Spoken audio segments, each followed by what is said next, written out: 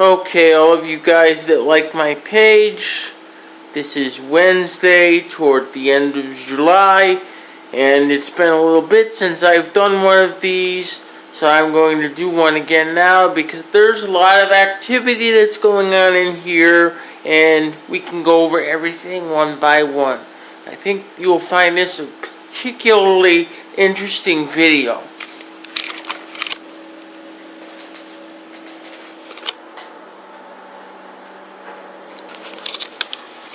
First thing that's going on in here is I finally got this thing running stable. I don't know if I had mentioned it before, but this machine was locking up at random, and the only way you could get out of the lockup was by shutting the machine off. Well, I found the cause.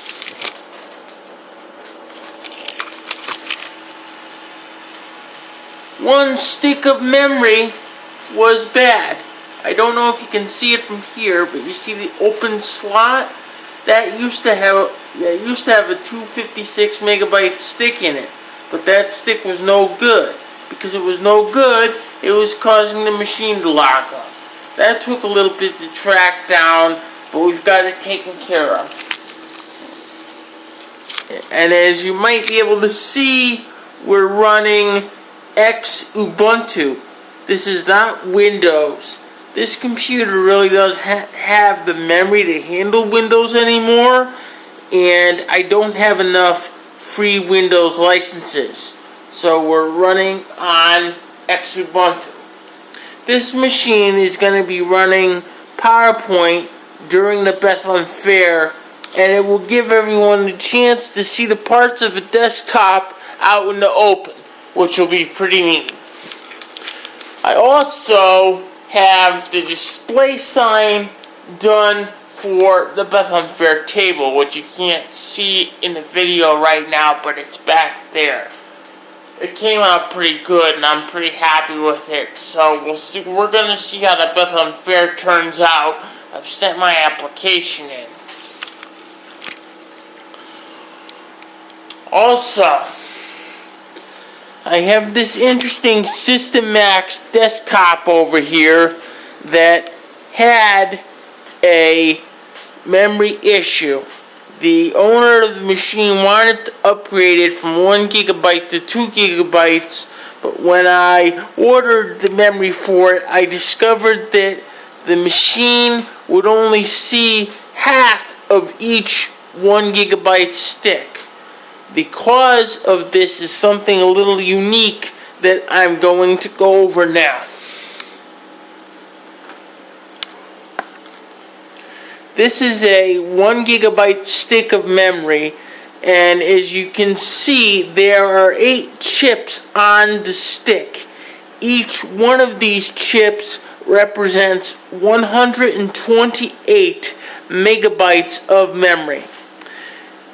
Now, this is what they refer to as a high-density stick. 128 by 64 by 1 gigabyte total. This motherboard in this computer over here will not accept high-density 1 gigabyte memory. It doesn't like it. It's an oddball motherboard. So what we wind up with is it only sees the first 4 chips of the memory stick. I can't get the low density memory anymore, so we're not going to do the upgrade. I kind of feel defeated at the end of the day, but what can you do?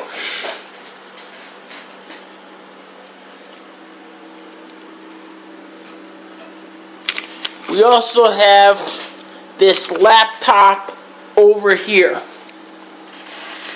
Now, there's a few interesting things going on with this laptop. First interesting thing is he's picked up the Revitin virus. All of you guys that read my page know exactly what Revitin is, so we're not going to rehash any of that. The other couple of interesting things are, number one, this laptop because of its age, has a very ill-fitting power jack. And I don't know if you can see this, but the power jack fits very loose in the socket.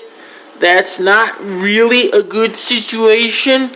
It causes problems with charging, and if the battery is old and defective in the laptop, as the one in this laptop is, it can cause problems with the laptop snapping off. But that's not the only problem this laptop has. This laptop is also overheating. This is a very common issue with laptops that have been run on environments other than a hard surface, such as your couch, your bed, etc. It can also occur with age as the laptop's fans pick up dust from the air. And this is what has happened with this laptop, I believe, is because of age, it has picked up enough dust from the air to clog it up.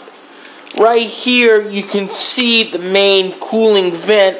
The main cooling vent is not as big on this laptop as on some other laptops either, and that is also contributing to this issue.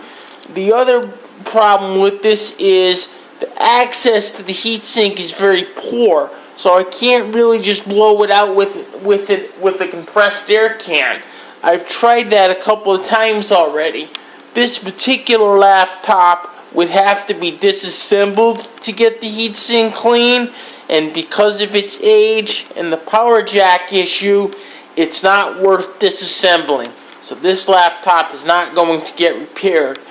The thing that I want to emphasize here for people that don't necessarily have this problem yet is the biggest way to get this problem, like I said a few minutes ago, is to run the laptop on not a hard surface. You don't want to run your laptop on your sofa, on your bed, on a carpet, any surface like that. The laptop's fans will suck up any lint, dirt, whatever is in the environment. It will clog up the heatsink, and it may not be an easy heatsink to clean. And if it's not an easy heatsink to clean, it's going to be a little bit laborious to get it clean. So make sure your laptop's main processor heatsink stays clean.